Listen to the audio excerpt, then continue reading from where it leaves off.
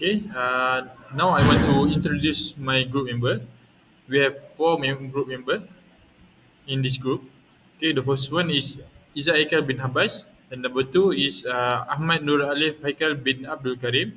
Number three is me, Muhammad Rashid bin Khairul Anwar, and number four is Ifan Azmi bin Muhammad Azlan. Hi, my name is Muhammad Rashid bin Khairul Anwar. My number metric is B1123100005. Okay, I want to explain introduction. The main objective of our assignment is to explore how heat conduction behave in field surface. We have done this using both graphical representation and simulation analysis. Through this task, our goal is to strengthen our understanding and multidimensional conduction and how it applies to real-life thermal management system, like those used in electronic cooling or automotive applications. In today's presentation, we guide you through each stage of your project.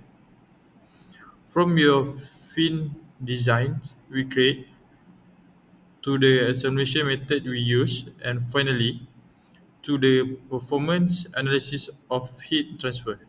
We hope that this work not only reflect our technical knowledge, but also show our ability to think uh, creatively in solving real world engineering challenge.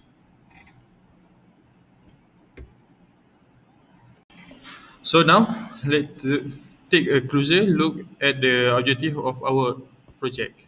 First, by designing and analyzing two different fin surface, we aim to evaluate the performance based on temperature distribution, heat flux, and overall thermal efficiency. This comparison will help us understanding how design choice affect heat conduction. Second, we want to demonstrate the impact that different fin design have on heat transfer efficiency. The goal is to identify which configuration perform better under the same condition. And third, we intend to explore the key characteristic of heat transfer across fin surface using both graphical method and simulation tools. This objective guide the entire workflow of our project, from design to simulation to analysis. Assalamualaikum. My name is Irfan Azmi bin Muhammad Azlan. My metric number is B1123100057. Okay, this is the drawing heat scene 1. The dimension for the base is 40 millimeter times 40 millimeter. Next, we go to the front view. The dimension for the fin surface is 12 mm times 1 mm from the base, and the gap between the fins are 1 mm. There are 19 fins on the drawing. Next, the side view, which from left view, the dimension is 40 mm times 12 mm. After done the sketching, we extrude the base the sketching to 40 millimeter. This is the drawing heat scene 2.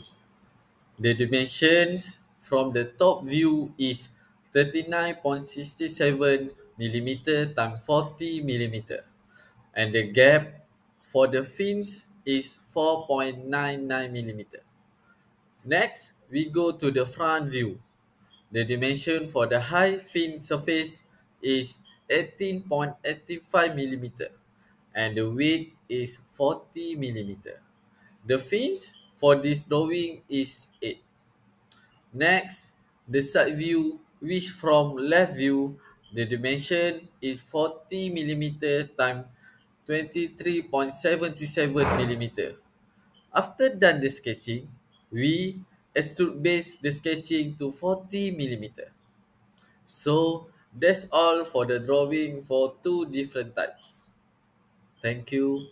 Assalamualaikum warahmatullahi wabarakatuh. My name is Aikan bin Abbas. My number is B112310300. Okay, I want to present about result heat scene 1. Here we present the thermal analysis of heat scene 1. The simulation was conducted with an ambient temperature of 24 degrees Celsius serves as the baseline air convection coefficient of 5.03 watts per square meter Kelvin was used indicating moderate natural convection around the heat sink.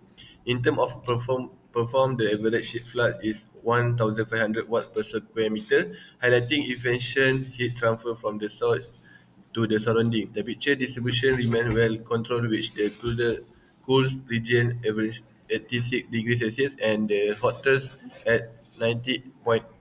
This narrow range reflects strong thermal spreading essential for avoiding hotspot.